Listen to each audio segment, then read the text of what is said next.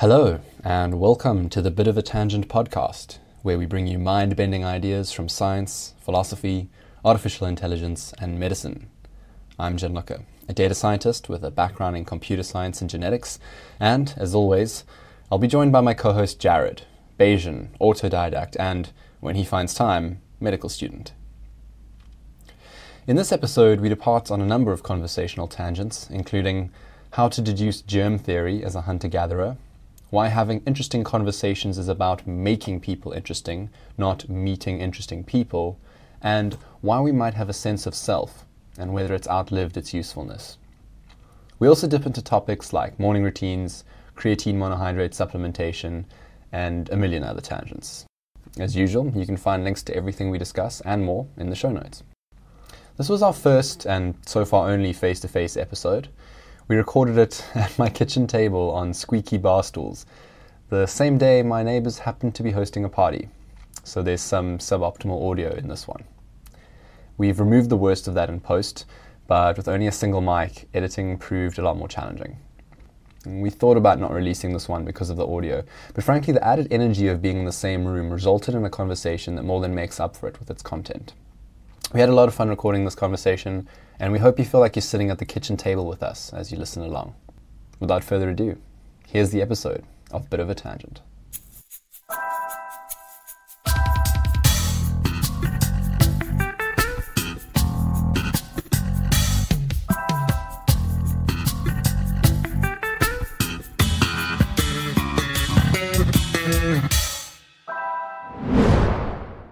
Do you take creatine on a daily basis? Yeah. For the nootropic effects or whatever, or just general performance? Seems to help on both. I mean, primarily it was for fitness reasons, and that definitely has an effect. Like the first time I started taking creatine, within like 2 weeks, I noticed I noticed an effect.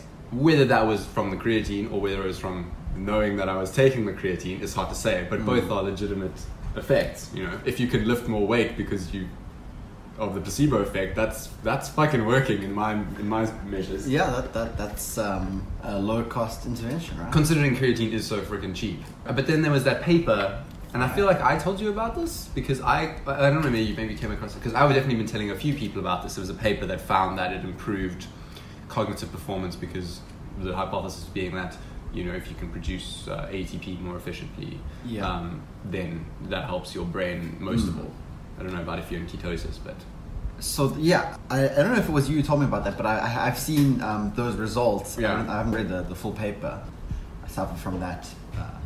It's a sin not to read a paper. It does fall, for me, like there's this interesting, like more and more people are talking about this intersection between brain metabolism and like energy usage in the brain and how that relates to cognitive performance, right? Because, you know, when people are thinking about becoming smart or whatever, the traditional focus has been on, you know, finding so-called smart drugs, rewiring your neurons, whatever that might mean. But what's interesting now is just thinking about it in terms of energy crisis, right? And I mean, anyone who's ever had, you know, that big pasta bowl after lunch and then slips into a quiet, peaceful coma knows that you know, to some extent, just a pure energy crisis in the brain can be like a major cause of cognitive and that brain fog. slump.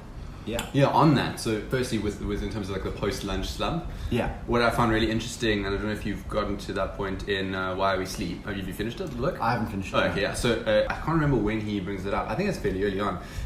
But how that sort of natural like dip in energy happens regardless of whether you've actually eaten lunch, because it just happens to dip at that time of day. Yes. And so we associate it with lunch, but it's actually largely independent. You would have an energy dip anyway. So obviously having a meal, your body then takes, you know, time and resources and energy to digest it. But you would have that to some extent anyway, just because of, I think it's I'm trying to remember, because you've essentially got two systems, right? So you've got your melatonin system, which is going to build up in the evening and then decline towards the morning. Yes. And then you've got your sleep pressure from adenosine, right? Yeah. So adenosine. So you got these like two sort of cycles, and you want those nicely aligned. But then there's like I think that was why you have that natural dip. It may have been. Anyway, it's been a while, and I've got thorough notes on it, but. But so I found that really interesting, that it's not, you don't actually need to have the lunch to have the post-lunch dip. But I don't know if you've noticed, like I've noticed, depending on what I eat or if I eat at all, the severity of that dip is noticeably different. And that's exactly what's relevant. Is that, yeah, I mean, and it's the same kind of thing as like with if you just smash a mass of like bacon and eggs and toast in the morning, like it's delicious, but you then shit for like 2 hours, right? Whereas if you just have a cup of coffee in the morning and like run up a flight of stairs, you can then be a beast until 2 p.m. Surprisingly so. Yeah. So why don't we actually describe for people our individual ideas of what makes a good morning? What morning routine episode. Morning routine episode. Let's get into that. Okay, cool. Would you like to start? I'm just bringing up my you bring up your my Why We Sleep.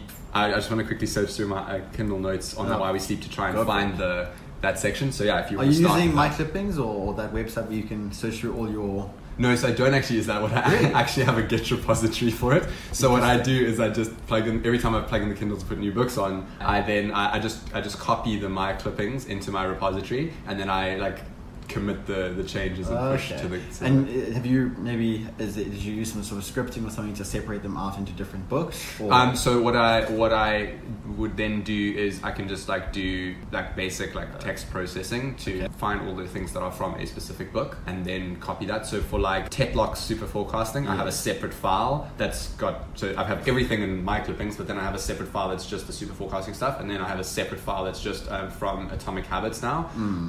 Actually listen to the audiobook, but I have the ebook as well, and so I just went and found all the chapter summaries because I thought those were absolutely brilliant, right? But that gives you everything you need, right? So now I have this document that's like, I mean, let's see how many lines it is, but 189 lines of text that I can review at any time and like completely have refreshed that book. So obviously reading the book is super valuable, but now I have that as well. So yeah, it's a useful system, and it's like a good, you know, using a Git repository for it makes it really nice to not accidentally delete stuff. But yeah, so morning routines. And I think what we're gonna have to talk about as well now is our just individual thoughts on reading and processing and remembering. So I think that through different media as well. Yeah. Okay, cool. Okay, so morning routine. I've moved much more into focusing on getting a reasonable amount of sleep, like respecting sleep, so that I wake up fairly naturally at the moment, somewhere between 6:30 and 7. Although there's these two middle-aged white women who have started taking up their New Year's resolution of jogging or something in the last week,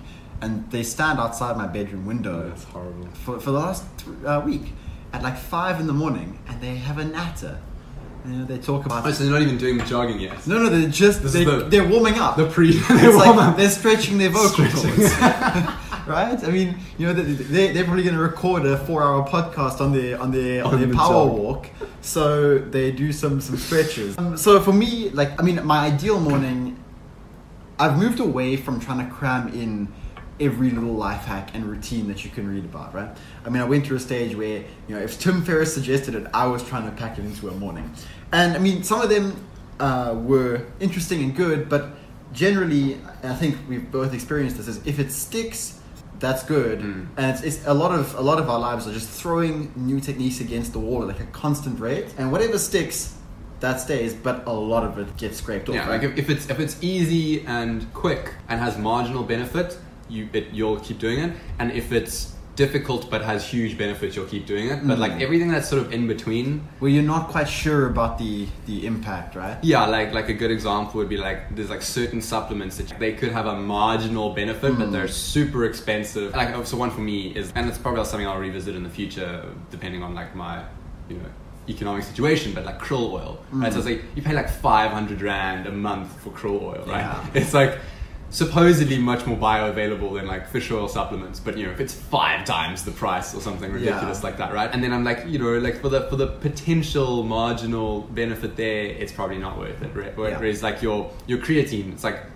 100 Rand, and you'll get at least a month. Yeah, for like a 6 month supply if you buy the USN double pack. Yeah, the USN double pack, dude. USN double pack is a blessing. It's a blessing. Whereas that, it's so cheap. There's so much evidence, the most studied drug in any like sports science, and we know it's safe, we know it's effective, we know it's reliable. And the best thing is that the cheaper version, right, the monohydrate, is the one that has more evidence behind it. So I mean, there's it's the hydrochloride, I think, is the HCl, yeah, is the second one, and it comes in like pills that are way more expensive. Oh no, it's terrible. So that's a great thing. Yeah. But okay, so I've evolved through several different iterations, and currently it's as simple as possible, with the aim of getting. I kind of have started to view any given day as its only function is to get. I never can remember if it's 5 or 6 things, but there are these 5 or 6 things really make the difference, and that is good sleep, exercise, meditation, deep work on something that I'm actually excited to do.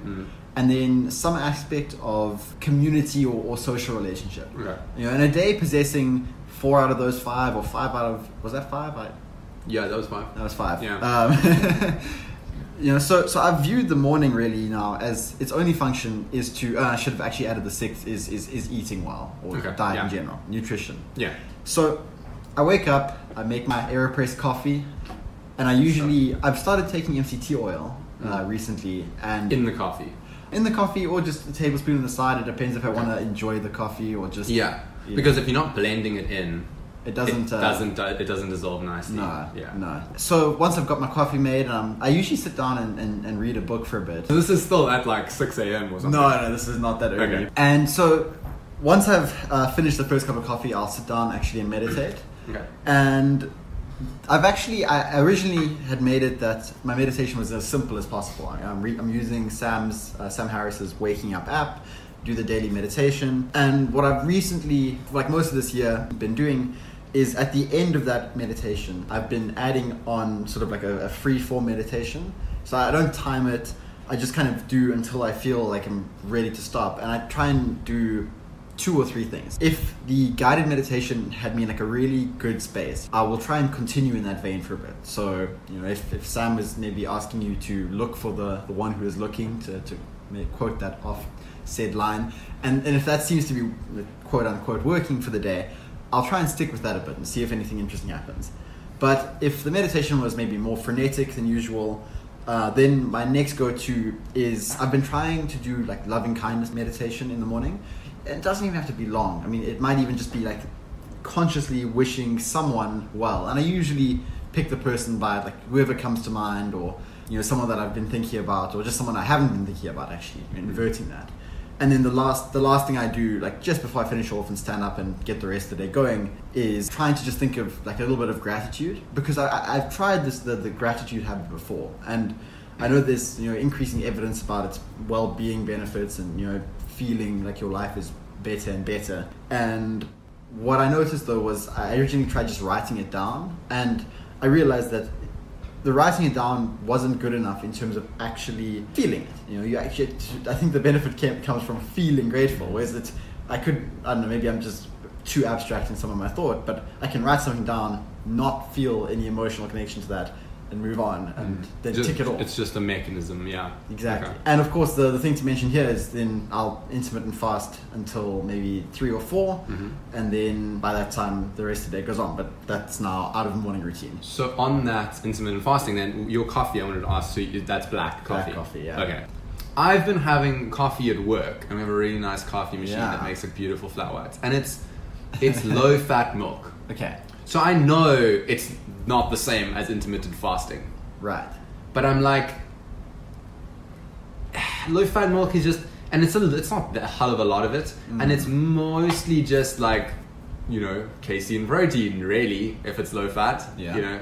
and a little bit of fat, which is like not really, so It's low fat. yeah. So I'm Yeah. like, how much, like, so this is a thing that I definitely want to know. It's like because there are those people who literally they won't use toothpaste when they're fasting. Fast. Yeah. Yeah, like nothing can go in their mouth. Yeah. Thanks, children. Calm down. Yeah. But yeah. So I'm like, what is the tipping point? And I think this is a common question, and I think it's something that isn't like research, because it's fucking hard to research. It would be very. So like, yeah, I think practical. Sachin Panda's even like talked on this, because obviously he's into the time restricted feeding research. And it's one of those things that's like, maybe, like, just do what you think is reasonable and you'll get most of the benefit. That's but the thing. It's interesting that, so I think I must potentially reconsider doing the black coffee thing, at least until later in the morning, where I'm like, okay, the sort of like the window of value that you get out of avoiding caloric input is sort of closed. So what's the main value for you in like either time restricted feeding or in that light coffee?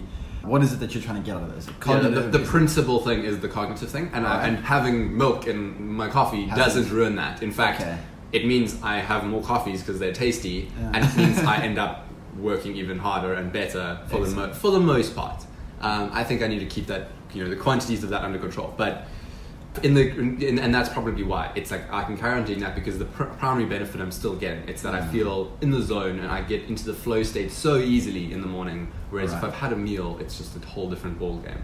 That said, I think the research that looks into sort of giving your gut the opportunity to repair, which only happens after about like 10 hours of not eating, right? So most people, it's like never happening, because they eat late at night and then they eat first thing in the morning, and you're still digesting the whole time. I think that secondary benefit, which is not a benefit you feel, but could potentially be quite significant in the future, that then I'm going, okay, maybe then I need to like not have, and maybe and also it's like one coffee, because like as soon as you start putting in a whole bunch of stuff, now your gut's like, hey, well, there's all this liquid coming through, maybe we should like stop preparing and wake up and like I don't know. So anyway, but that makes me want to ask you another question just on something you said there. So you spoke about the idea of things you're doing where you'll notice no immediate benefit, but you are predicting or anticipating, maybe to use some rationalist vocabulary, that in the future there will be these large returns. What else are you doing in that vein? I mean, trying to solve the AGI like alignment problem. Shut up and do the impossible. Yeah, shut up and do the impossible. Exactly. Yeah, but I mean, it's totally one of those things. It's like, medium probability of a massive potential gain. An okay example would be like quitting smoking for people, right? Because it's like most of the benefit that you get from quitting smoking is in the long term, not in the short term. But that said, there's quite a bit of benefit in the short term, and increasingly so, right? Because increasingly it's become like an antisocial behavior, and people find it increasingly like disgusting and gross, and so you have immediate benefit just quitting smoking. That nicotine, you could take a nicotine patch, right? And then you're getting all the benefit of the cigarette with none of the detriment. But yet very few people do that, and which is a clear indicator that whereas a lot of people who don't drink coffee take caffeine pills. Interesting, yeah. But almost no one that I've ever come across who doesn't smoke wears nicotine patches. I have a friend who's very interested in nicotine patches. The only thing is they're expensive. They're not cheap. It's probably because caffeine pills are fucking cheap. Yeah, they're very, very cheap. We're just getting caffeine in powder form. Just snorting that shit. I mean, the amount of caffeine that's in sports supplements, like your pre-workouts and things, is ludicrous. Yeah, like 300 milligrams for a single serving, and they're like, take 1 to 2 servings twice daily. I mean, people are then saying how this is the best supplement. It's got the right mixture of carbs and protein. They're just jacked off caffeine, right? And it's do you ever cycle off coffee or try and? I should, and I never appreciated how much I should until about a year ago. Right. So what happened was, at the end of third year, we were moving house, and we had an espresso machine. Ooh, and so there was always like, danger. it was always like, get up in the morning, and you got all these boxes to move, and you got like, you're tired and whatever. So you're like, cool, let's go smash a little like espresso shot or make a little cappuccino or whatever. And it was like fun, and that's the novelty of it. And I got very, very into it. And then at the start of last year, once all the moving was done and whatnot, I just sort of like stopped having, because I didn't think I had developed like a dependence. And 2 days later, I couldn't figure out why I felt so horrible for like days on end. Okay. And within 15 minutes of having a cup of coffee, it went away. After like 2 days of taking Panado and like a little rat in the cage there. It was scary. I was like, oh my god, I have chemical withdrawal. I have chemical withdrawal of this from a substance. What? Like, that's insane. It wasn't even the habit. I didn't miss making the coffee in the morning. I had physical withdrawal, so that was very scary for me. And so since then, like for all of last year, I kind of just took one cup a day. It was my sort of thing that I allowed myself, and it was just like I'll get around to cycling, weaning myself off eventually. But it was just like I was always just delaying it. So I was just there was damage limitations really. It was like, let me not get more addicted. But now it's gotten to the point where I'm like having 4 cups of coffee a day. It's now getting to the point where I can have a cup of coffee at 6 p.m. and still fall asleep before midnight. Matthew Walker turns. Oh, dude. He's not in his grave yet. He's not in his grave. Because he sleeps so well. That's why he's not in his grave. Exactly. No, I mean, I think he's most likely to die from someone getting angry when he says you should never drink caffeine or alcohol in the afternoon. Right? I mean, I think I agree with him. So, look, in an ideal world, I think at 7 a.m., an intravenous line would inject caffeine into my bloodstream, and a humidifier would release the smell of roasting coffee into the room. Okay. I'd wake up pumped, and I never think about coffee or stimulants or anything throughout the rest of the day. Okay. I'd have an afternoon glass of wine and allow it to work through my system by the evening, and then have a perfect night's sleep.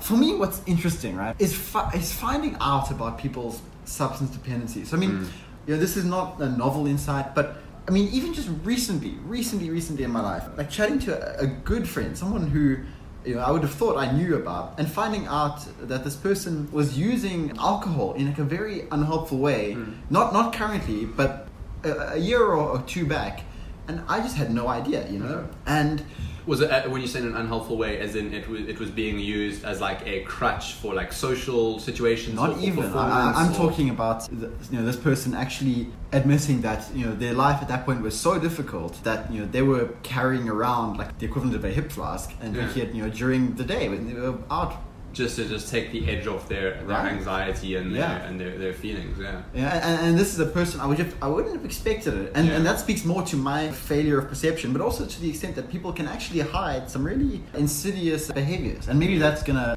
move us towards the other thing that we spoke about talking about today, which was this disconnect and this loneliness that we're experiencing in society. Yeah, the classic example of the person commits suicide and everyone was like, but they seemed so happy, and no one understands where this came from, and we suspect foul play even because the person always seemed to have it together. They had everything going for them, you know what I mean? It's like you hear all these cases, and it's like having everything going for you might even be the opposite problem, because then you go, why am I not happy if I've got everything going for me? Everyone else seems to think I should be happy.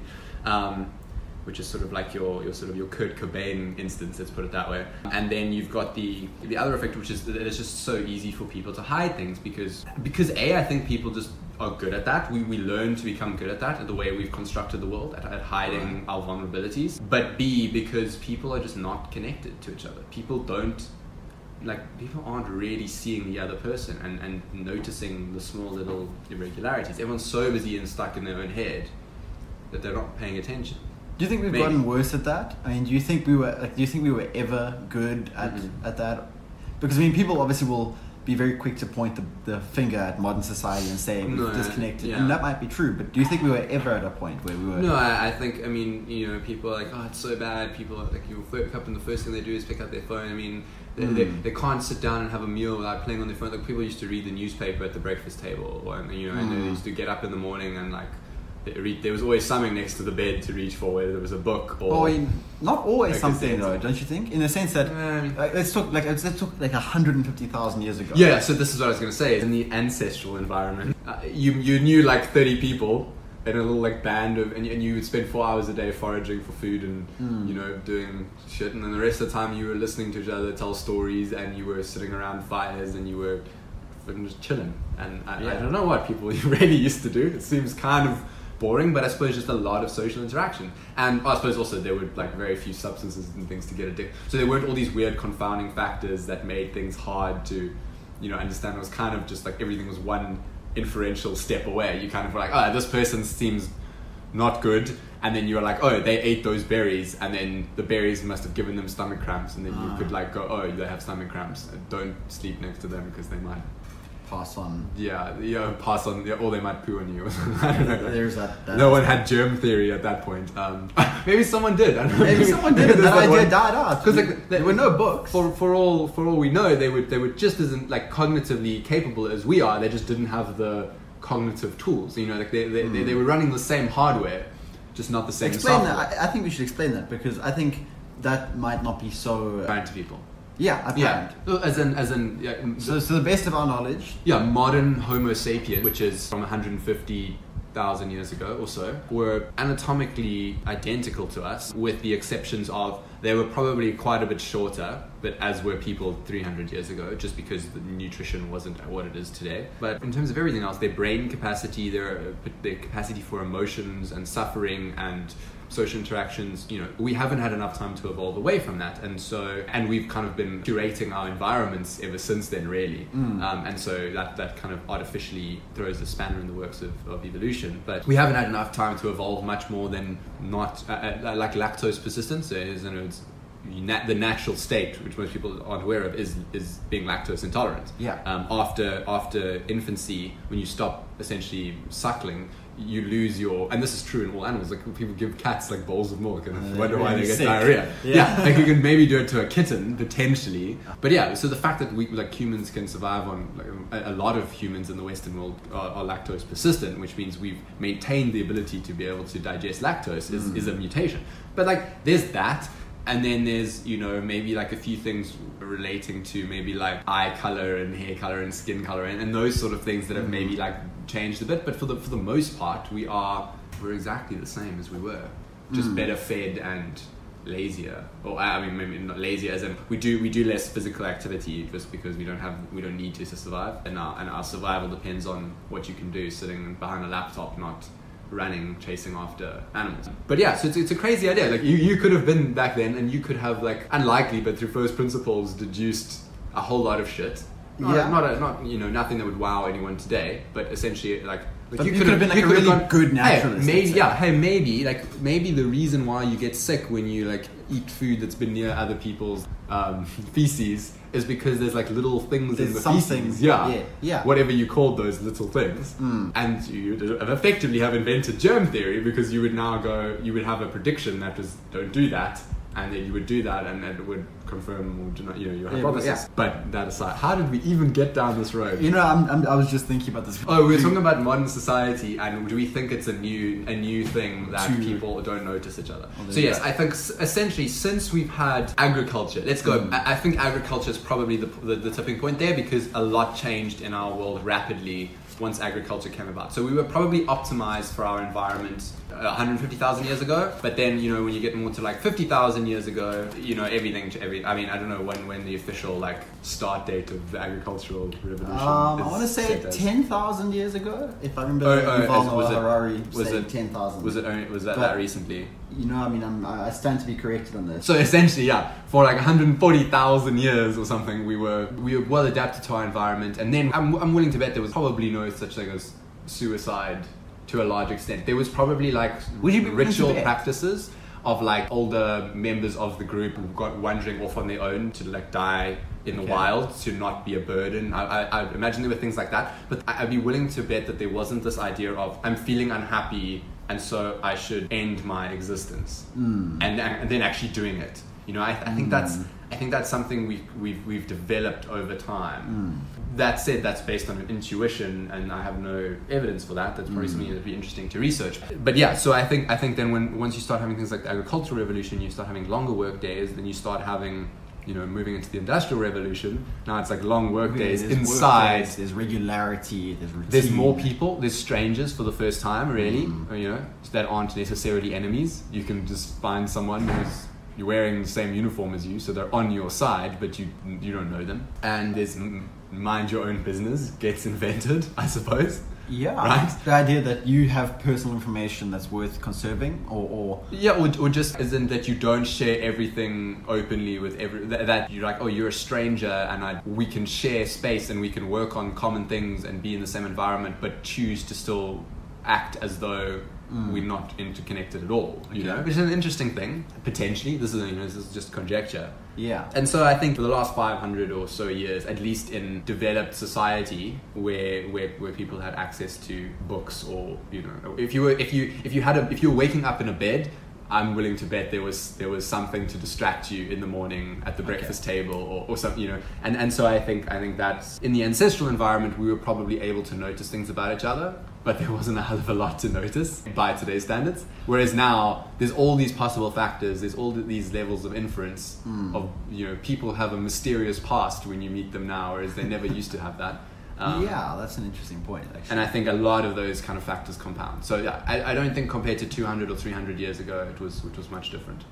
You know what's interesting, right? So, I mean, we've sort of spoken about, you know, stimulants, and now about, you know, the way we can distract ourselves. I don't know if you've experienced this, but to me, people are stimulants, and that's almost so unnovel as to be just obviously true. But in the sense that you want to talk about things that can like give this immediate injection of energy, just put the right kind of excitable person in a room with you and start having a conversation.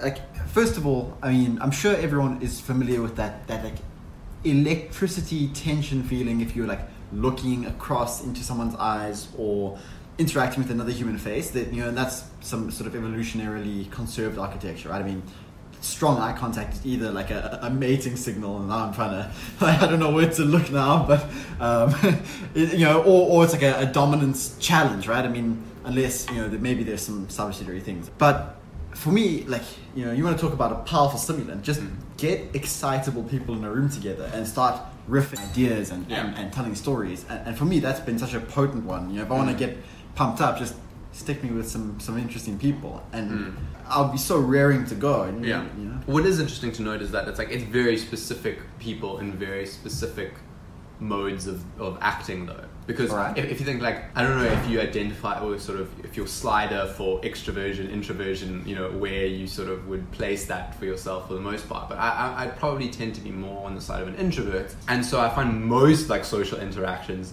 are energy draining. Interesting. Not that that's a bad thing. Yeah. But then certain ones are energy gaining, but they're very, very rare by comparison. Whereas I think people who are, like, much more in favor of extroversion have the sort of opposite effect, is that they find most social interactions, you know, give them energy, whereas there are a few that sap them. And so I find that I have to be quite selective if I'm looking to gain energy from a social interaction. I have to be quite selective about how those interactions go down and with whom.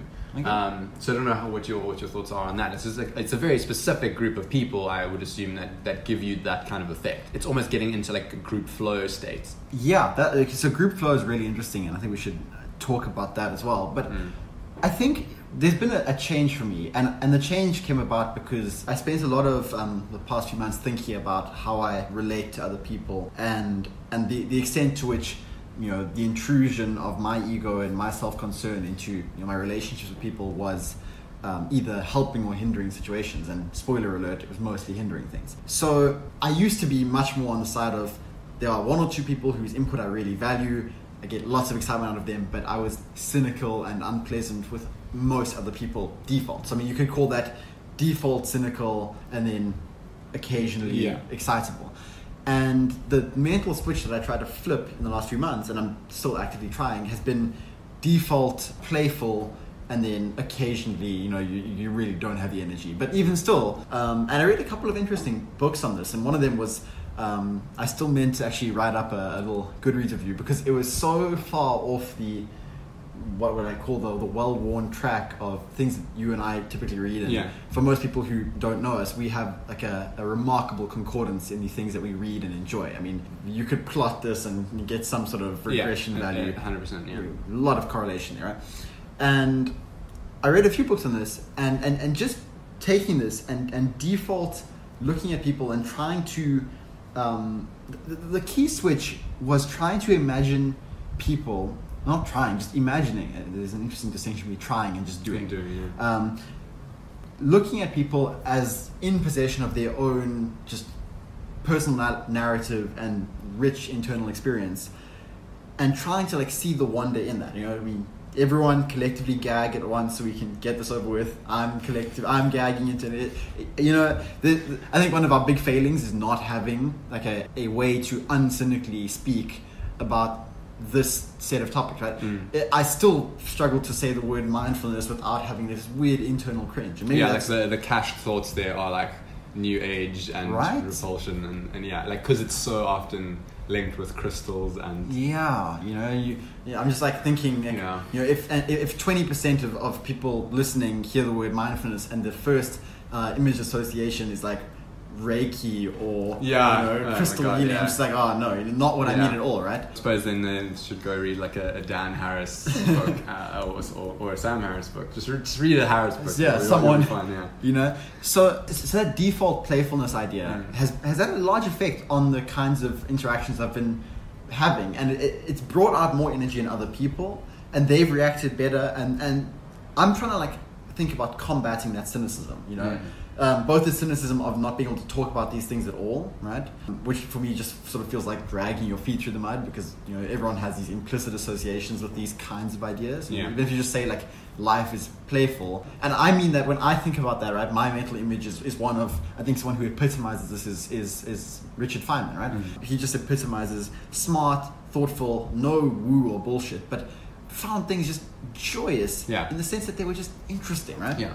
You know, always doing an experiment, testing some hypothesis, having a bet, getting up to mischief. And isn't that just like what makes things fun? You know, so I'm trying to cultivate more of that, and doing that has brought out this remarkable change in people who I thought were otherwise uninteresting, and that's been interesting. Okay. That's very, very cool. Yeah, because they start feeding off you, and so the interesting side of them comes out. You get a positive death spiral. Can you have a positive death spiral? Yeah, a life spiral. I suppose that would be a fertility cult.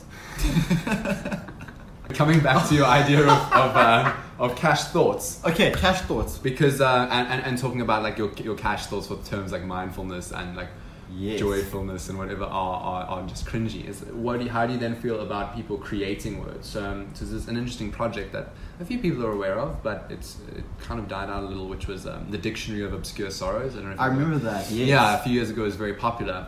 And essentially it was a guy trying to do, you know, quite like a poetic type person would come up with made up words to describe phenomena. So, you know, like you've got things like Schadenfreude, which is the German word for like relishing someone else's failure.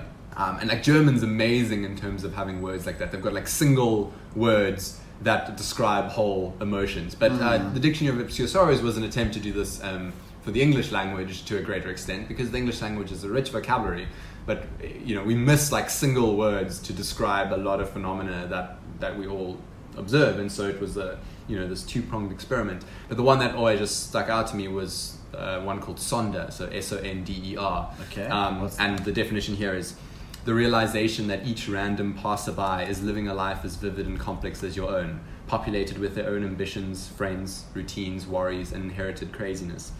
An epic story that continues invisibly around you like an anthill sprawling deep underground, with elaborate passageways to thousands of other lives that you'll never know existed, in which you might appear only once, as an extra sipping coffee in the background, as a blur of traffic passing on the highway, as a lighted window at dusk.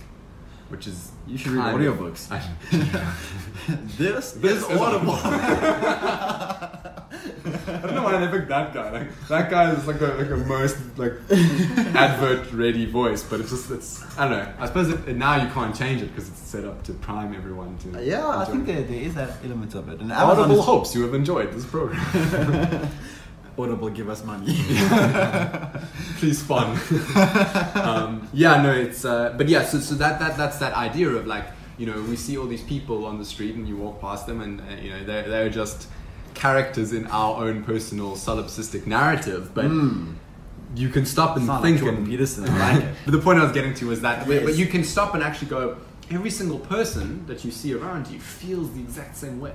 You are an extra to them just as they were an extra to you when they walked past you. And you may never see them again. Like that idea of there is another self behind the, you know, the windows being the eyes. You know, like eyes are the windows to the soul, which is another cached little gag of New Ageness. But it's true in the sense that we've evolutionarily selected for using eye contact as a cue for noticing the existence of another person, as a environmental pressure to be able to empathize, which is super important to our ability to survive because of, you know, being able to cooperate as a group and to function together as the number of relationships grows, which humans are pretty uniquely good at. And so I think it's a very powerful thing. But so like Sonder is you know, that's now the shorthand to describe that. And I think it's great if words like that can catch on, because, you know, we live in a time with the internet where you can invent terms and they can catch on, and we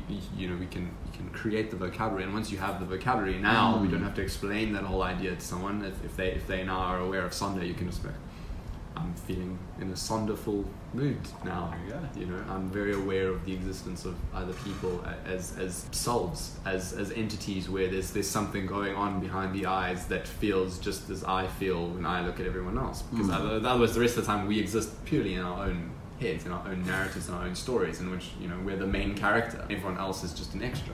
Yeah, I think so. There's something there that triggers another question for me, which is, I think part of that realization that for everyone else, you are the extra. You are not the central character, and, you know, that is just opposed to everything we have direct evidence of, right? I mean, you've got your whole life believing you're the central character, and some people will, right? I mean, maybe Some people will realize that they are extras to everyone else and only central in their story. And it makes me think about what I would call things that are difficult to accept but true, right? And maybe there's a word for that in the Dictionary of Obscure Sorrows.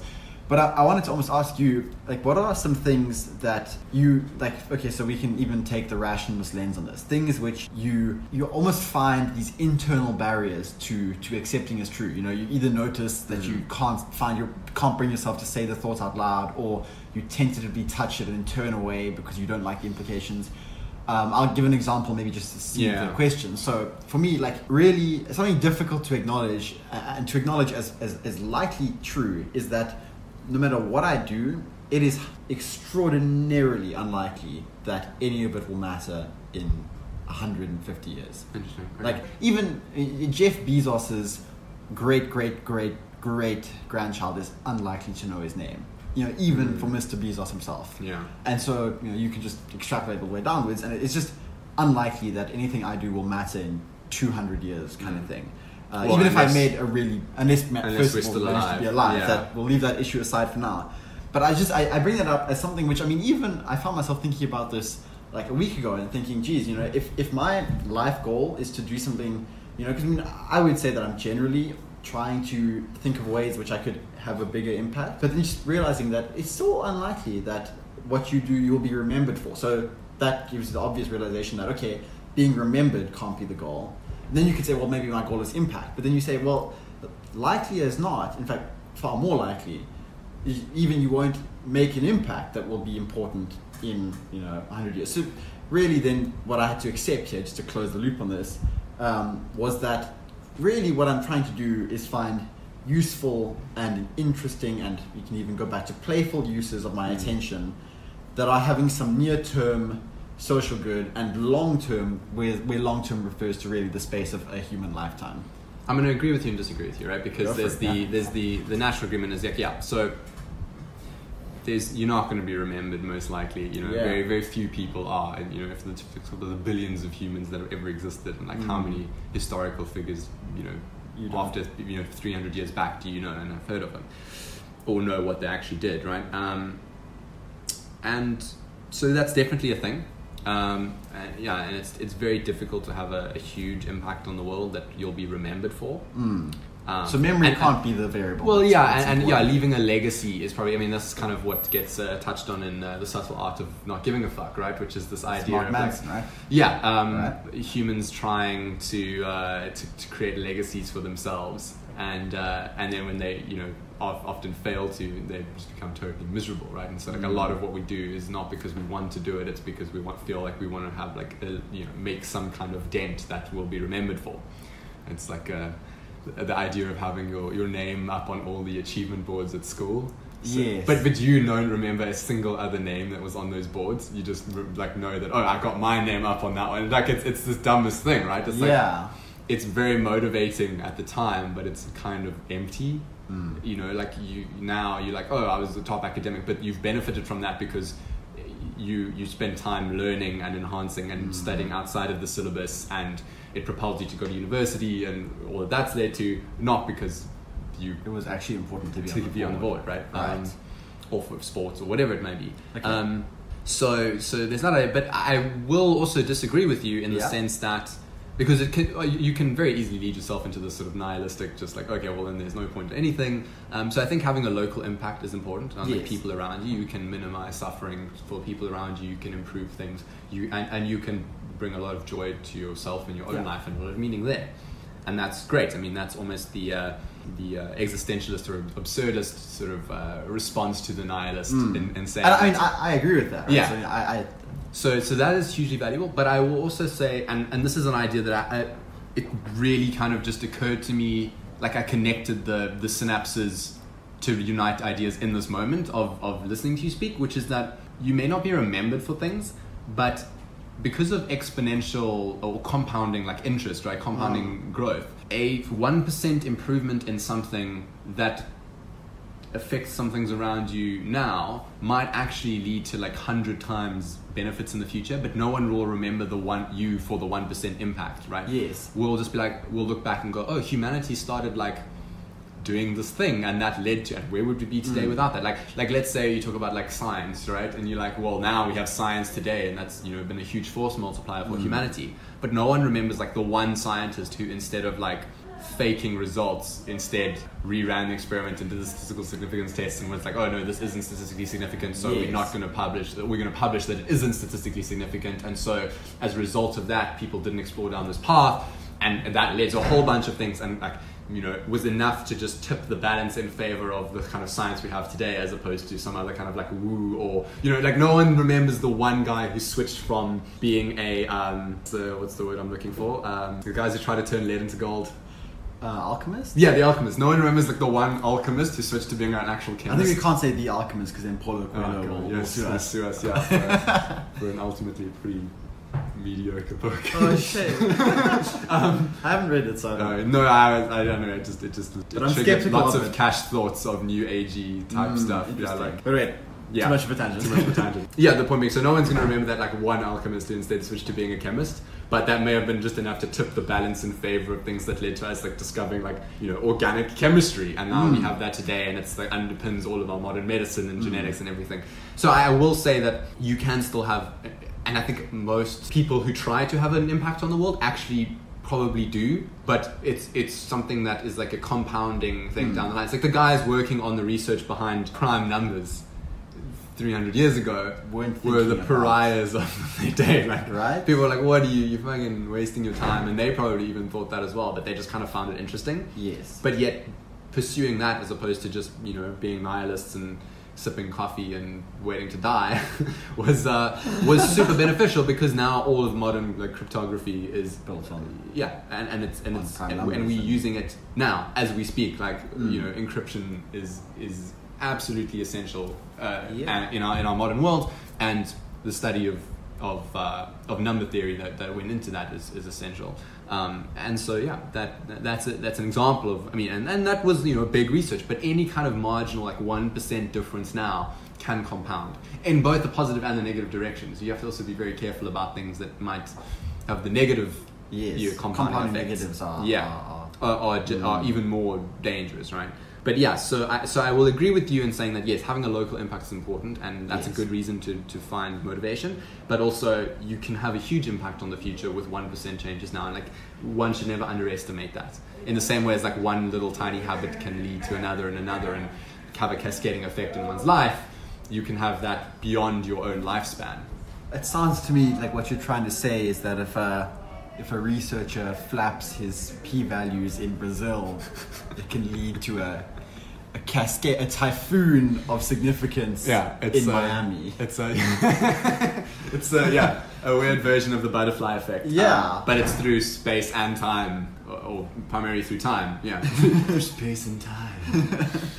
Yeah, okay, I like that. I think a lot of effective altruism is predicated. Like for me, the most, like some of the most compelling ideas in effective altruism are the idea that in terms of the long-term future of humanity, to use a bit of a cash thought here, the idea of humanity's cosmic endowment, the idea that a small donation today that, you know, you don't know what are they called, positive black swan outcomes, that just like by, you know, if your donation was the tipping point that moved humanity over into having the requisite knowledge or wisdom or technology that got us to have trillions of people populating a galaxy-wide flourishing civilization, then that tiny little marginal improvement led to just exponential results. So that's why I find those concepts so compelling. And if you start looking at like I think it's Pedro Domingos who looks at the whole world as S-curves, right? Like activation functions essentially, and it's like, if you zoom in at different levels, some of them they look linear, some of them might look exponential, but if you zoom out, it's always an S-curve.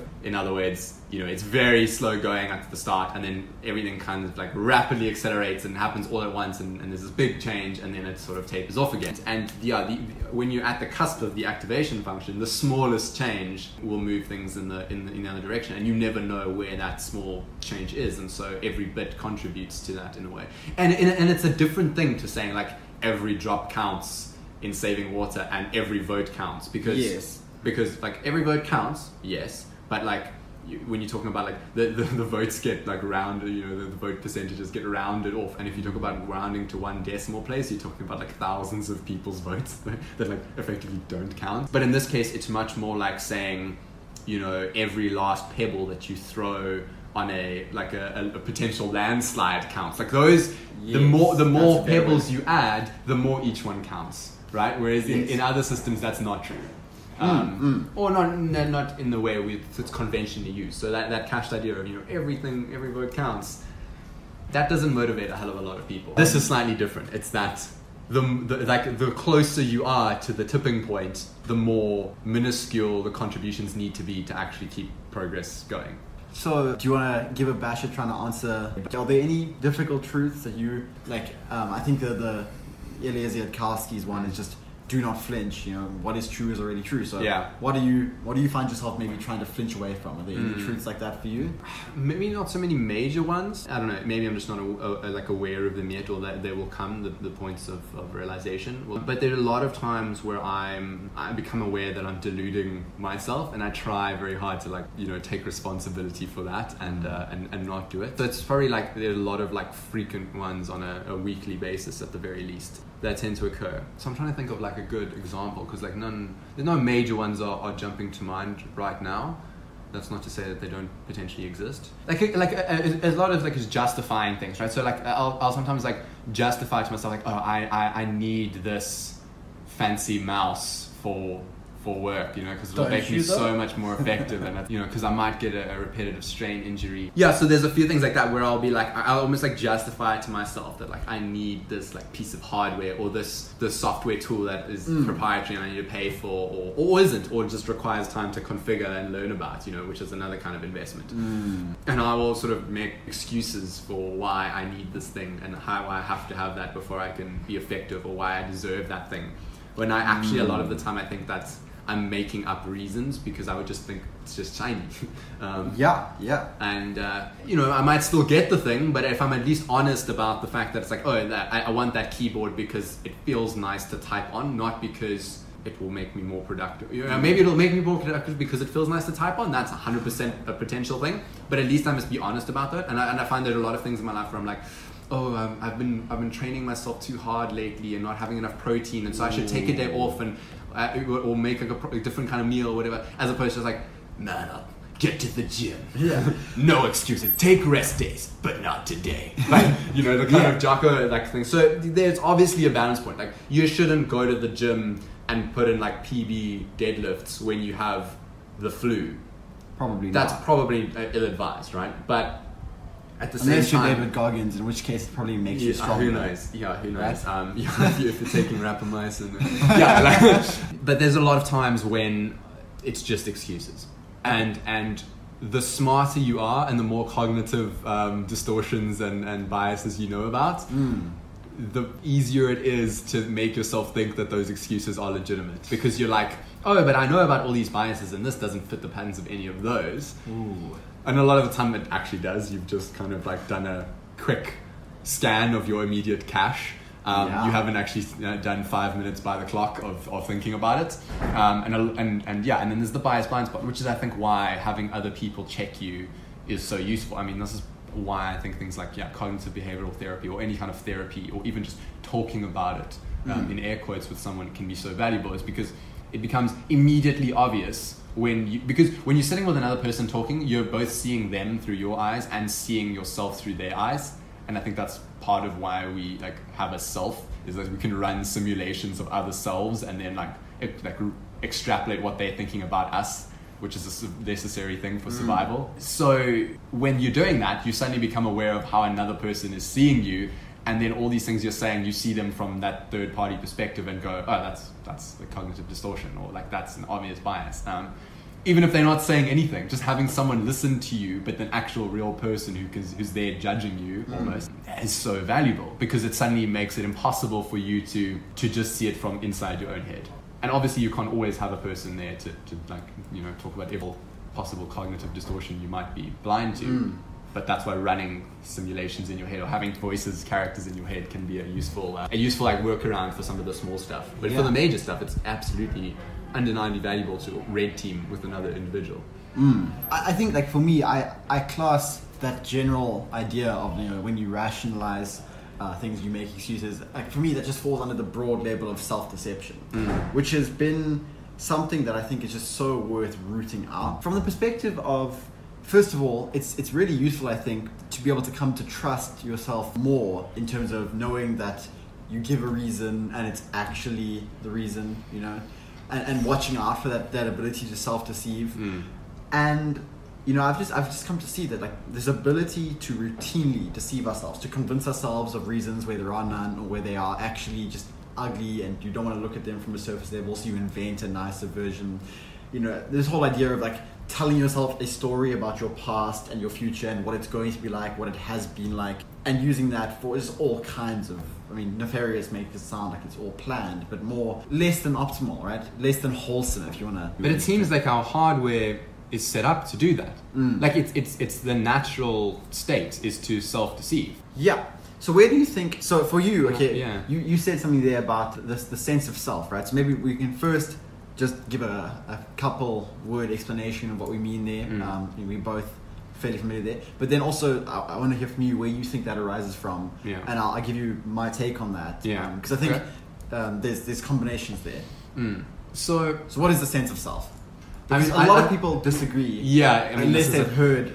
This is more disagreed on, I think, than the definition of AI or of the definition of intelligence, right? But I like Sam Harris's definition, or at least one of the sort of shorthands he uses, which is this experience of what it feels like to be me, a thing thinking. The thinker of thoughts. Yeah, the thinker of thoughts. Like the experience of being inside your own head and body and being aware of that existence and of having thought. Something along those sort of lines. And so, I think that's about as much as one should define it for the purposes of this kind of discussion. You know, anatomically or, electrically it might be something else, or, it's some kind of emergent, which I use with caution, sort of property of like is it just a question of scale, or is it a question of like having a complicated enough brain and the chemistry that goes on in it, or what it is? But it's unlikely to have been there unless it serves some purpose, or unless it is a symptom of something that serves a purpose. So I mean, but the appendix supposedly did serve a purpose. Yes, and in like different animals. Oh, sure, yeah, and then it's conserved in us. Yeah. So that would actually be an interesting thing to think about. So is the self this remnant of some earlier stage in our evolution that is now there? And I don't think that's the case. I think it's the opposite.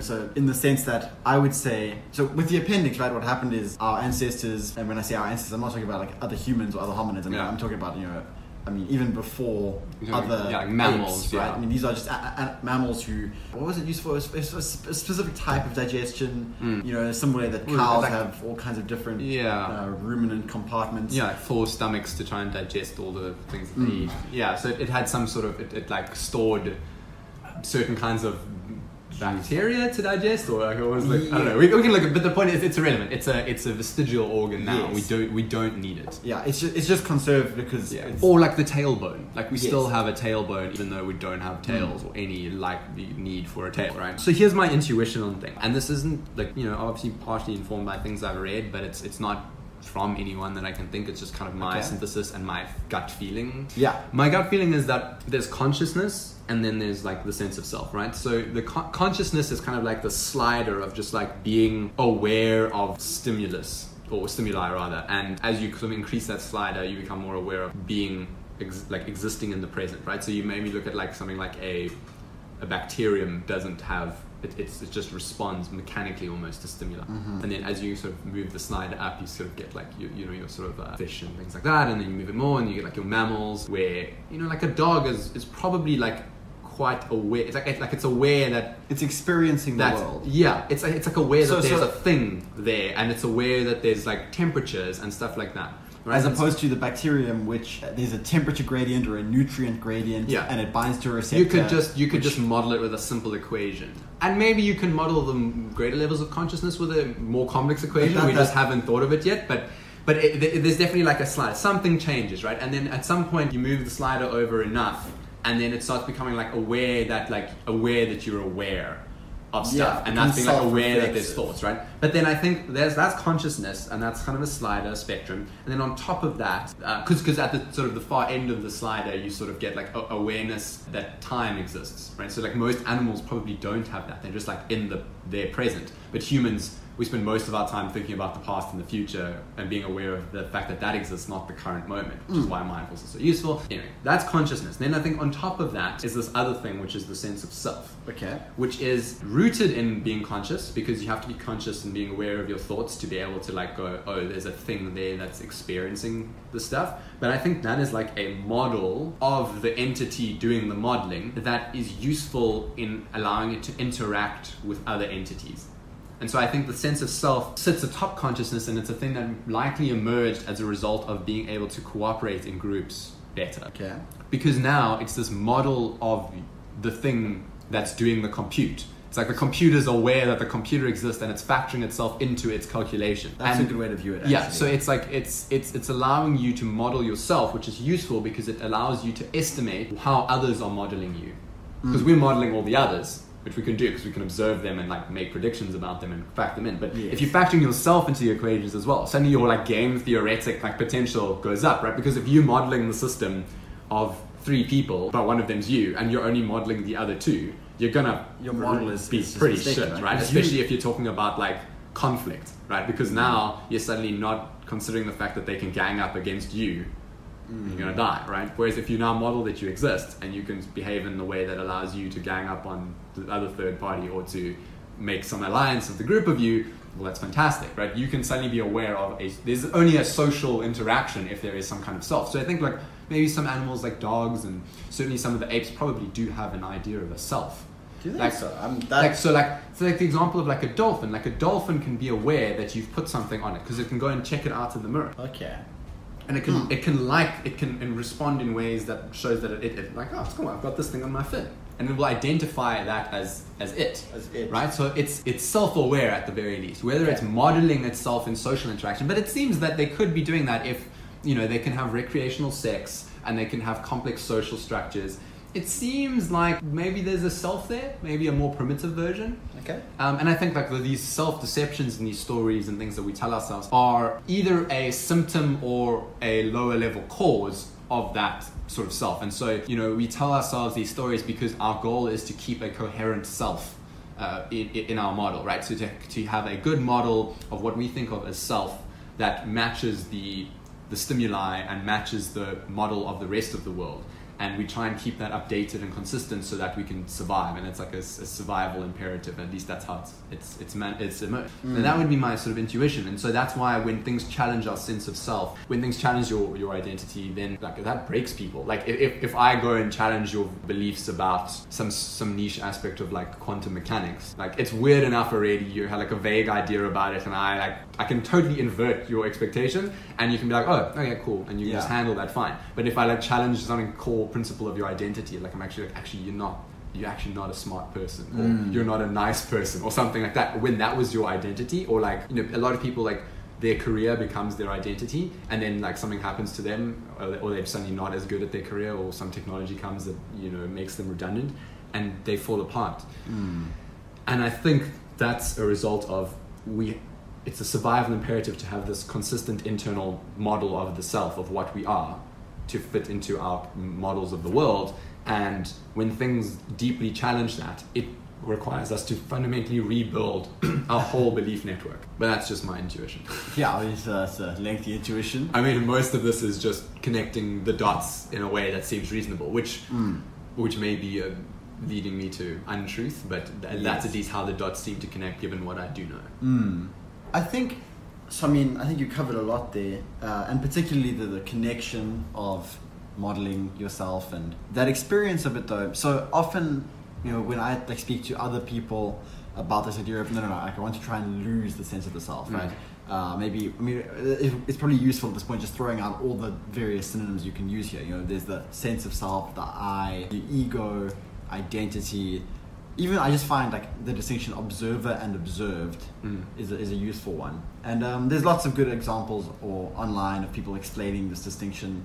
So I don't think we'll be able to do a better job of explaining this or pointing it out to people than those. So Robert Wright's book, Why Buddhism is True, does a good treatment of this. Now, in terms of the why would it be a good thing to lose that sense of self in the first place? A lot of people say, I've had conversations with people who say, well, if I lose my sense of self, won't I lose everything that makes me me?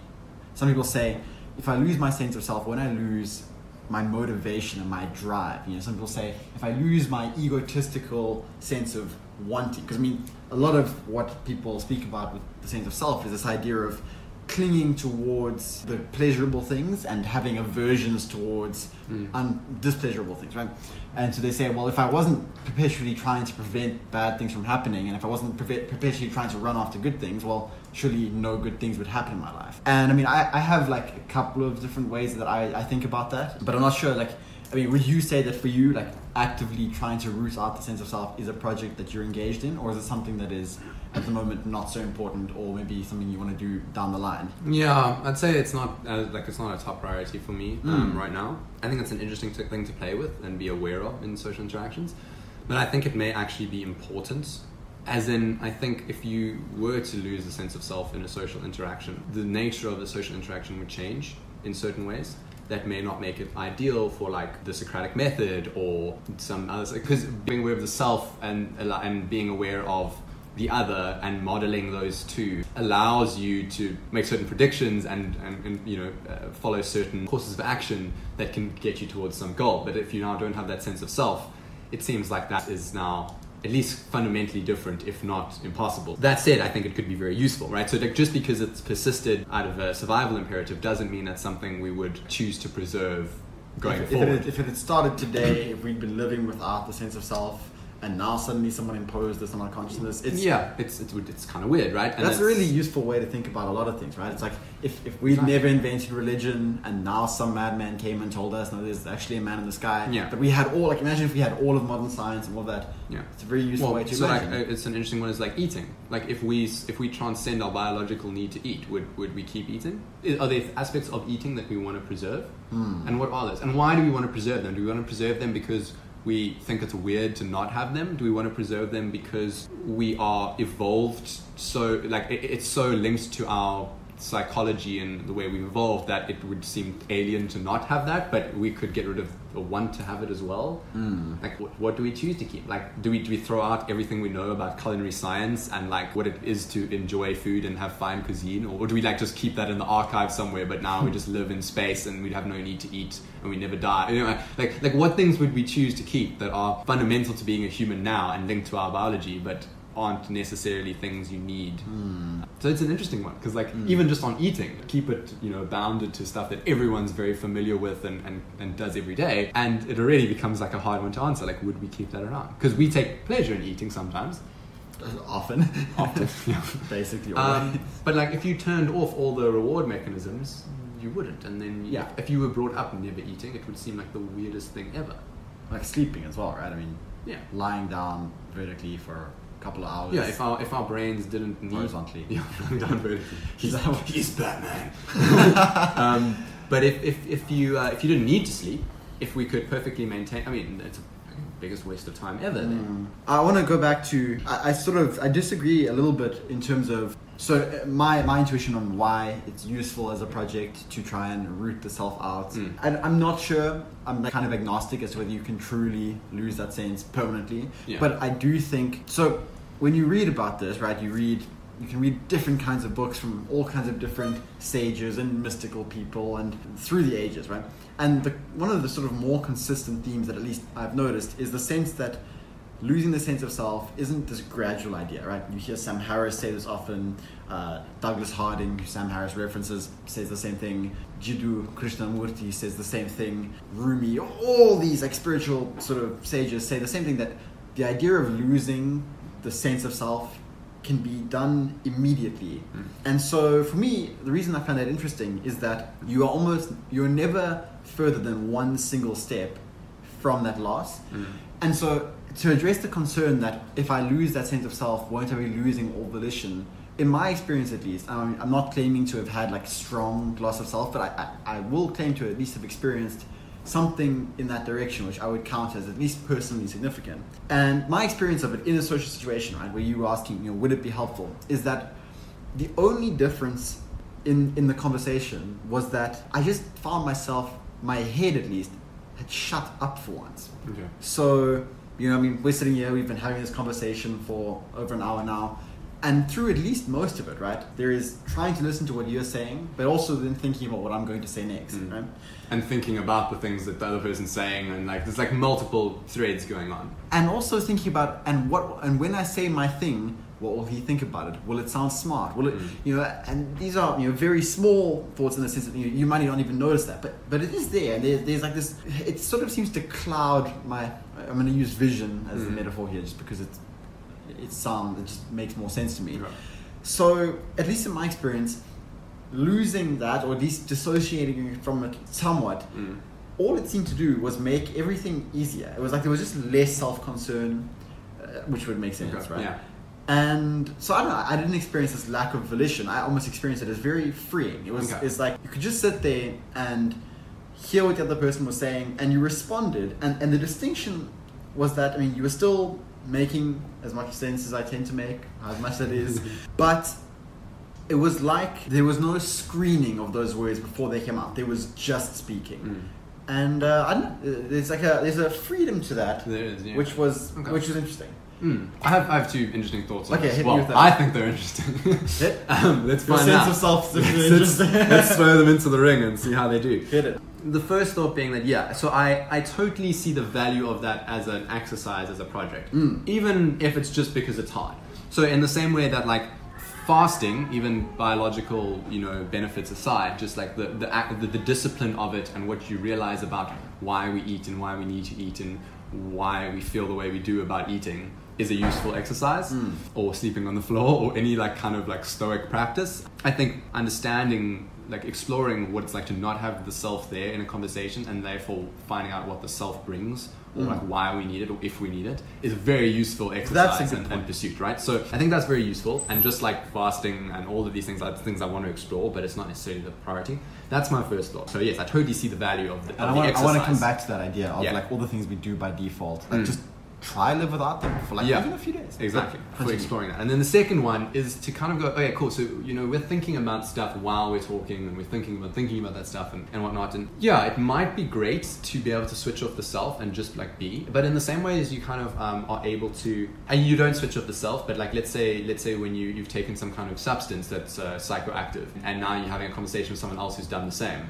Right, So that's like you've taken a psychedelic, the person's taking a psychedelic. Yeah, any kind of psychoactive substance. So, or anything. So, like it can be anything from alcohol, marijuana, LSD, whatever it might be. So right? you say just you've taken something that changes the way you're perceiving. So it's changing consciousness. It's changing your sort of it's fiddling with your perceptions enough that your awareness is slightly shifted. You know, with alcohol it's very subtle. Usually, unless you're drinking a lot of and also because people are more used to what it feels like, right? Whereas then you got like THC, but then you know like an LSD or something like that would be a whole different experience, right? Yeah.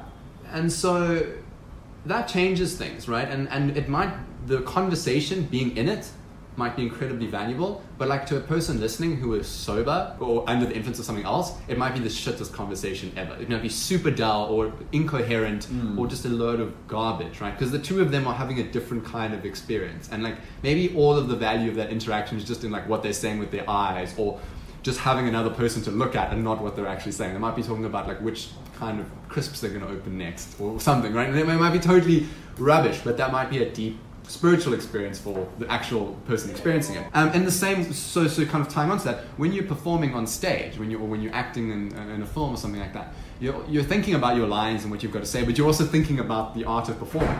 And so we're having this conversation now. This conversation is as much about the conversation we're having as it is a performance for people who are listening to this conversation or for the other person in the conversation. Yeah.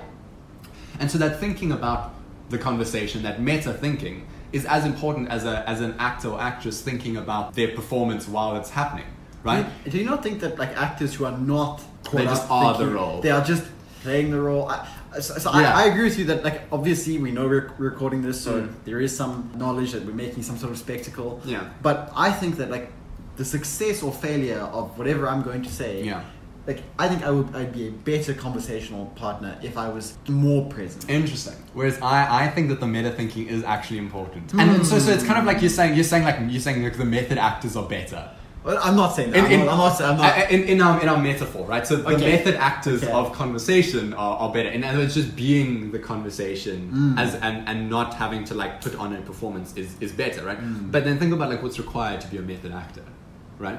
You've got to actually become the thing. You've got to actually starve yourself if you want to, or you've got to actually like become a drunk to learn how to be a good drunk. But don't you think your metaphor breaks down there, right? Because as you said, right? So to be a method actor, you have to become the thing. Yeah. Which would imply, right, that if we continue your metaphor, to have this conversation, you have to become me.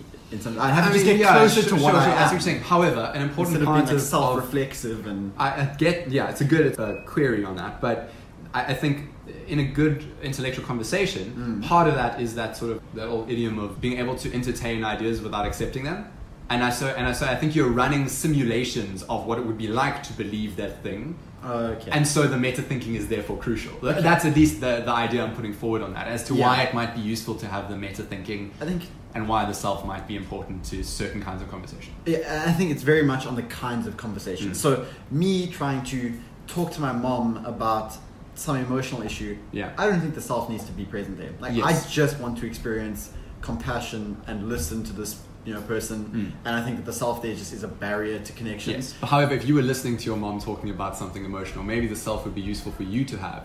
So maybe for her, having the self is important because it allows her to not just react directly, but to be able to react in a way that's important for you, because she's serving a role, she's performing in a certain way.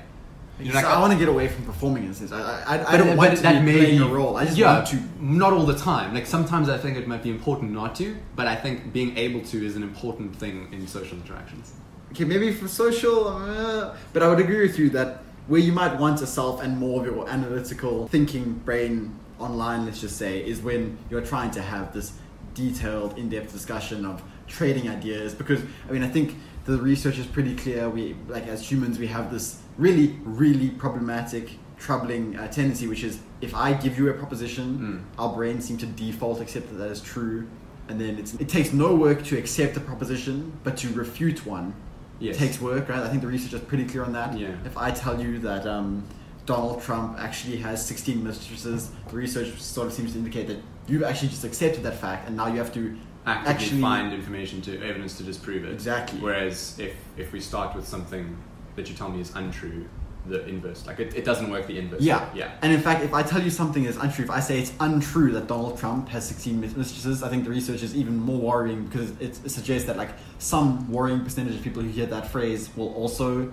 believe the fact that the fact is true, as in they will believe. Yeah. So I guess that maybe one place where the self might be useful is if you are online enough to start simulating implications of things. Maybe it's useful there. So it ties into maybe like, do you think you can be a proper like Yudkowskian rationalist without the sense of self, like in that given moment? Like not all the time, but like in a given moment. Like if you can't run simulations of your own thinking and then check yourself for biased thinking or weird thought patterns, can you actually follow true rationality? Yeah. What we're defining as true rationality. I'd be hard pressed to give you an answer. But it's a thing to think about. It is something to think about. Can I ask you something? Yeah. So we've actually been talking about thinking in general now for a little while. And I was watching actually a Richard Feynman video yesterday. And he was talking about how he came to realize that seemingly, we are all almost the same in terms of we think. And yet he almost discovered incidentally just how different thinking appears to people internally. As in, if someone else would come here and give us the instruction, go think carefully about the implications of effective altruism for 20 minutes and come back, I would just assume that you think the same thing counts as thinking as I do.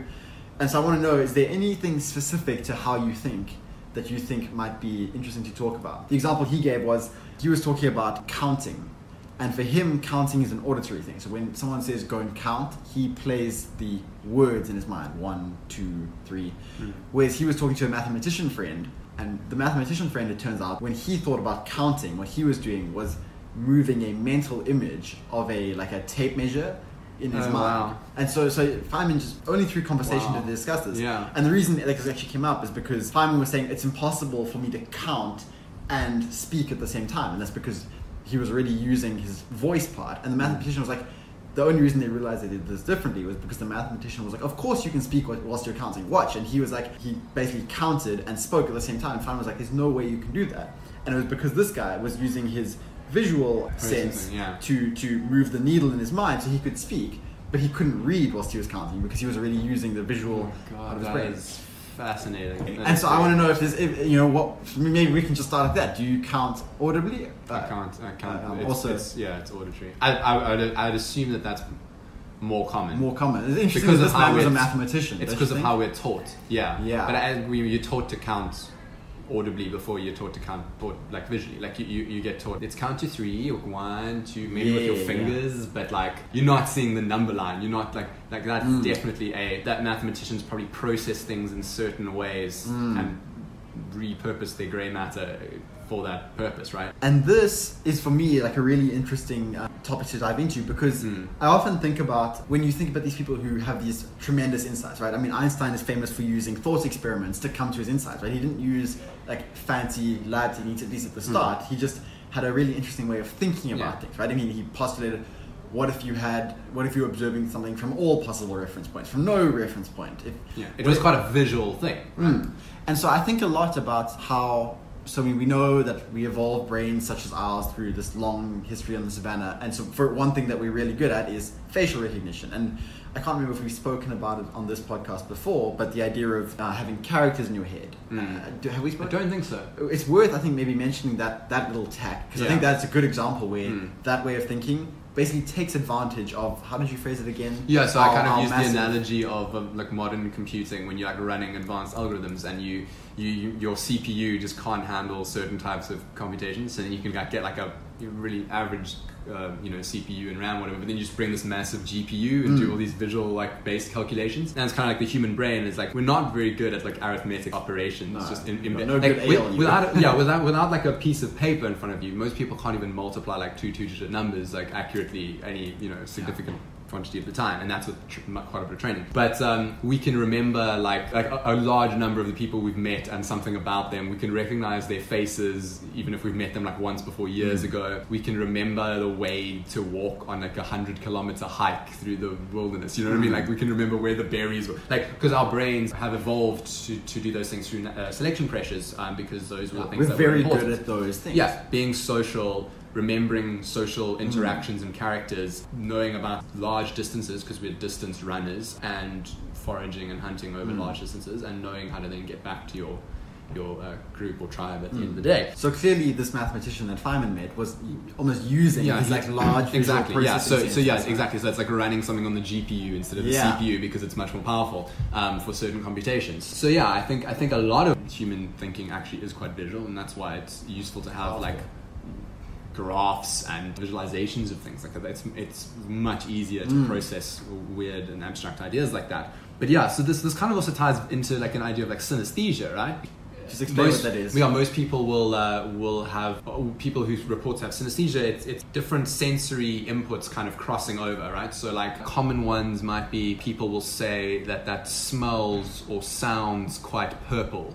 Right, so their visual and their auditory or visual and olfactory are linked, right? So like it's like a purple kind of smell, or it's a blue kind of sound. But it is not just the straight up conventional 5 or whatever senses. It can be any kind of sensory overlap. So you have that? So I have some interesting ones. So if I close my eyes, I can see in my mental space, not my visual space, colors when I'm listening to music. Yeah, so there's a manifestation, but it's in the mental space. So it's not like the things when you close your eyes, you see like color from just like the tricks of your retina. Like I actually see it in my mind. Deep purple, or like a depends on the song. But various like color ranges. Is it patterns as well? Yeah, patterns and shapes. It's kind of like a Jackson Pollock animated thing. But that's so your whole life is an LSD trip essentially. It's essentially, there we go. Every time I listen to a song, I'm just tripping out. But that's quite infrequent that I actually am like aware of that. But one that I've had almost, I would imagine, my whole life since I've been aware of it is numbers. The numerals have characters linked to them, so they have like a gender and an age. That I'm not sure if they stay consistent through time. Yeah. And then the interesting have been growing up with you. Yeah, but essentially so I've never like actually cataloged what every single one is. But then also as you combine them, then you get other like meta characters, right? So like 13 is not just 1 and 3 together. It becomes a meta character of like the two of them. But then like larger numbers that disappear, 5-digit numbers, the characters, it's just the individual digits that maintain the characters. It doesn't become a super one. So some are meta, but at like after the sort of like teens, it dies out. And I think part of the reason could be is like when you're getting taught to count or taught the alphabet in school, you get taught from like illustrations of things. So you'll have like the number 1 will be like in a certain color, and so a lot of people have like colors will link to numbers or to sounds, those kind of things. So it's almost that idea of the mathematician ties into like a kind of synesthesia, right? So it's almost like like a Pomodoro timer like thing, or like a tape measure or something, whatever he's using with like a visual, and it's almost like a kind of synesthesia. It's using spatial awareness to count these abstract concepts of numerals, whereas most people are using the auditory processing to do the counting. Which might not be actually that efficient, maybe. Yeah, I mean, most people, like when you ask them to remember a phone number, they're remembering it on the sound. Play the little jingle in their head almost. Dun, dun, dun, dun, dun, dun, dun, dun, dun, and you play that back, dun, dun, dun, dun, dun, and then you like write it out. And that's why the interesting thing is it's about 2 seconds worth, and so if you extend it beyond 2 seconds, people will forget stuff. The interesting thing is that I think in Mandarin, saying the digits is they're shorter sounds, one syllable almost. And so they can fit more into the 2 seconds, and so the average Mandarin speaker can fit in like 15 digits into that time and remember them, whereas the average English speaker, it's 7 to 12 depending on. Interesting. Yeah. What I want to then just maybe briefly mention, related to this whole thing, is a concept which you and I have both used and spoken about a lot, which is this idea of using our highly adapted hominid social software, right? This idea that we are really good at modeling characters, modeling the personalities of people in our tribe, and using that as a way to boost our thinking, right? So what we've done in the past is taken either real or fictional characters, right, and used our internal models of them, almost use that so that when we're trying to think through something, we can now invoke that character. So we say, what would Sam Harris say in this situation? Because I think what we've both found is that because our brains are so good at basically simulating personality, tendencies, habits of someone, it's actually quite easy then to invoke that and use it as a thinking crutch or a thinking aid rather, you know? So if you ask me, like, what would Sam Harris do in the situation where he was being shouted at by a heckler? I don't know, I've never seen Sam Harris get shouted at by a heckler, but my internal social model of him would be that he would be quite calm and collected and would discuss the thing very rationally or whatever. But using that has been like a real helpful way, and we've spoken about, and maybe it's worth mentioning some of the people we are sometimes carrying around in our heads here, because I think that's a good example of, you know, this mathematician using a different way of thinking. And I think for us, this is the one that we have tried to invoke, at least in the past. Absolutely. These characters. Yeah, and it's incredibly useful. It's essentially like having a set of mental models, but now you're wrapping them in these people to make it easier to remember and easier to apply in situations where you really need them, because you're in an altered state of mind, or you're under pressure, or you might otherwise forget the actual like regular sort of way in which the model is conveyed. Yeah, it's just incredibly useful. So yeah, I mean, do you want to go through some characters that we found useful? I think yes. What I want to mention, right, is you read a book, you can vaguely remember the book, but if you just take the book and embody its central like ideas in the character of a memorable character in the book, or the author, whatever, that is just much more durable. That's why people like Camus and Sartre used to write like fiction. At least I know Camus would almost express it for this purpose. The best way to convey his philosophy was by creating stories, because people are really good at, I mean, we presumably evolved to remember stories and characters and things very well. Because not just characters, like characters through time, with actions and arcs and narratives, right? Because that's the oral tradition. And we are excellent at remembering that. Yeah, because that's how we used to encode our information in the ancestral environment. And so that's a remarkable way of remembering things. And it's very useful if the author was exploiting that effectively, right? So like, obviously one of the greatest examples I think of this is Eliezer Yudkowsky's fan fiction Harry Potter and the Methods of Rationality, which I don't shut up about, because he was semi-consciously, according to him, but probably quite consciously, leveraging the story to make very memorable lessons of key ideas in rationality that are otherwise potentially inaccessible to most people, or difficult to remember or recall or to act on.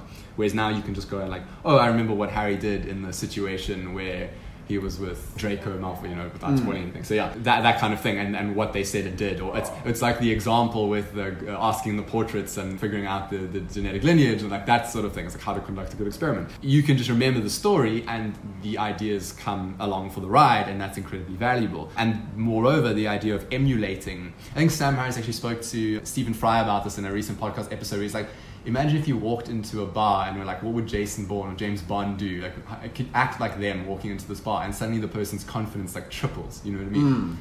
You walk into I've tried something like that. Yeah, like it's incredibly useful, right? And it's the same as what would this person do in that situation? You're essentially just like acting like that person would act in order to embody the useful mental patterns and properties of that person. So it's useful not just from the sense of mental models, but also like character traits and like personality traits, right? So it's incredibly valuable in that regard, and cultivating these things I've found so far in the short time I've been actively doing it quite valuable. So let's talk maybe about some of the characters we have and what mental models we're using them to embody. I'll start with the one that like I really enjoy is imagining like a Richard Feynman in my head. So I had never done that, right? But when you mentioned earlier saying you wanted to be playful, and then I didn't really get what you meant, and then you said like Richard Feynman, and I'm like, oh, that's perfect. Like that's now my male model of what it means to be intellectual but playful, right? Like that's it. What would Richard Feynman do? It's such a good one, right? Because you immediately know what I'm going for. I'm not talking clownish playful. Exactly. I'm not talking about being the class clown. I'm talking about someone who is so delighted with reality, but reality, like. Exactly. For Feynman, he was able to almost delight in the fact that wine and grapes and people were all made out of the same things. Yeah. And stars and the universe. Yeah, exactly. And he found that tremendously enlivening. Yeah. And he used that to pick up a girl at a bar, and then he cracked a safe and left someone a note in it about something and used it to win a bet. Exactly. And like it's he embodies everything that I want to be in that sense, right? Yeah. So Feynman is like a lovely one that I find. If you can ask yourself, how would Feynman think about this? How would he act in the situation? That seems to be. I'm adding that today to the collection.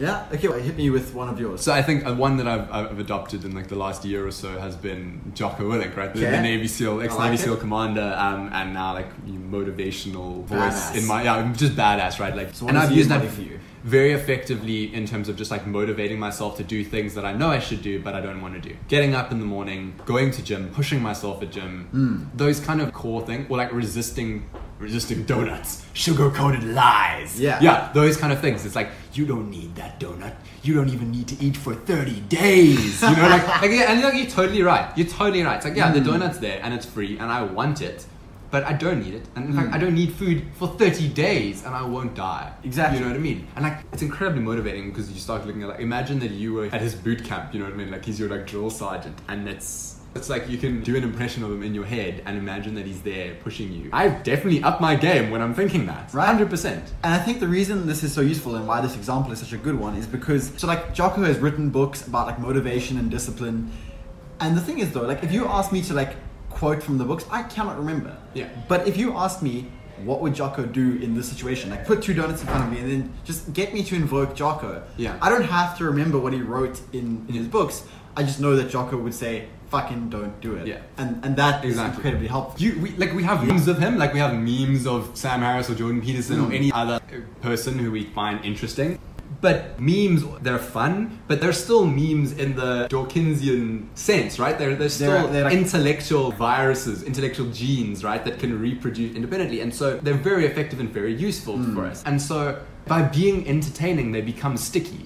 They become naturally selected for. And cultivating that, it's like taking joy in the fact that Jocko says that eating like junk food, it's sugar-coated lies. Like finding that so amusing is incredibly sticky because now I can never look at sugar again, without thinking sugar-coated lies, right? Right. And that's incredibly valuable. Even when I'm going to cheat and actually eat something that I know I shouldn't, I will say... There's the confession in your mind if you just had sugar-coated lies. Look at this, And that's incredibly powerful, right? And so cool. Hit me with another. This will not surprise anyone who knows me. But Sam Harris, I find to be a paradigm of thoughtfulness and reasoned argument and almost like a sort of stoic resolve not to get flustered by maybe even unfair counter arguments. You know, a lot of people don't like him. A lot of people I'm friends with don't like him.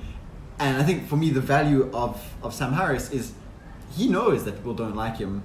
And he always strikes me as fair though. Like intellectually honest, which is this whole vibe. And in fact, that may be my model is when I'm finding it difficult to try and like own up to something or like be honest with someone. The model of Sam, like asking what would Sam Harris say if he knew that I was going to shade the truth in this way? Like would Sam Harris say that this is shading the truth, or would he say that that was actually honest and you conveyed all that you knew in the situation that was relevant for that other person to know? So for keeping me like honest and on top of things from like a point of view of not deceiving others, absolutely, that Sam is a really useful. Just being calm, collected, using the full extent of your vocabulary to express your thoughts and your concerns, being deliberate about how you phrase things and how you convey ideas, and just being calm and collected in that situation. And then you bring up an interesting thing, as you say friends of yours don't like him. I know a lot of people who haven't liked him and have then gone on to actually like listen to him speaking and having discussions, and then gone, actually I can get behind a lot of what this guy says. Like even for religious people who, there's an obvious clear reason not to like it. Yeah, exactly. Like the cognitive dissonance of it. Who have then gone, yeah, actually, like I used to think he was a dick, right? Like after the Ben Affleck thing and all of that, and then but it was entirely from what they'd read about it. It was all meta knowing, and now once you get to that, like listen to like a 3-hour podcast of Sam Harris like debating or discussing things with a person who has slightly different views. Man, even if you thought everything he said was repugnant, the way he conveyed his viewpoints there's something to be said for that, right? And then I'll, leapfrog with that to another one, which is like a Jordan Peterson, right? Like a controversial figure, right? Yeah. Entertaining, sticky meme, but there are things about him, the things, like, straight up and say, there are things about him that I don't like and that I disagree with. Yeah. But I think at the same time, there's some things about him that are super valuable and resonate with a lot of people. I don't think he would be nearly as popular. And people, it's not just that he's popular, like Donald Trump's popular in a way, but it's people are like, you changed my life, right? Like it's not just wearing a MAGA hat, like it's a kind of like, you've changed my life type of thing, the way I look at the world and improved my like sense of self and responsibility and things. So there are things like that, and just like his ideas about like the clean your room meme and the holding your head up high, like those things are valuable. And then for me the most important of all the things he does is steel manning, which is the opposite of straw manning, right? Which is, instead of taking your opponent's argument and creating a parody of it, a straw man that's easier to defeat than the original argument, you instead take their argument as they present it and you make the strongest possible version of that argument that you can possibly construct, and then you attack that. Right? The other person you should say their argument back to them, and they should go, that's better than I could have put it myself, or at least that's exactly right. You should strive to do that, because then if you destroy it, well, then you've changed their mind, or you've, at least that's the best chance of changing their mind or anyone else's mind, right? Because you've destroyed the strongest possible argument. And if you fail to, you might realize that they were right? Like this is the height of rational debate and discussion with any kind of goal of achieving anything other than just making people clap and click for you on the stage, right? So Jordan Peterson, from the perspective of just like keeping the old adages and like the traditional wisdom alive in so much as that it's useful, tidying your room and keep holding your head up high. Those things are like valuable regardless of the generation or who said them, or those things just resonate, and we tend to drop a lot of those things with the other crap that we dropped from the past of the misogyny and things like that, which should go, but then we throw out the baby with the bathwater, so to speak. But the steel manning factor, that alone, if there's one thing that anyone should care about when it comes to Jordan Peterson, it's steel manning. I like it. Is that a good note to end on, sir? I think that's that's a Man of Steel was not a good one to end on, but a steel man is. Thanks for listening to the Bit of a Tangent podcast. If you enjoyed this episode, please get in touch with us and share your thoughts. You can email us at podtangent@gmail.com or connect with us on Twitter through the handle @podtangent. For more information about us, our backgrounds, and other projects we're involved in, visit our website at podtangent.com. That's podtangent.com. The best ways to support us are to share one of our episodes with someone who may enjoy them, and to give us a rating or review on iTunes.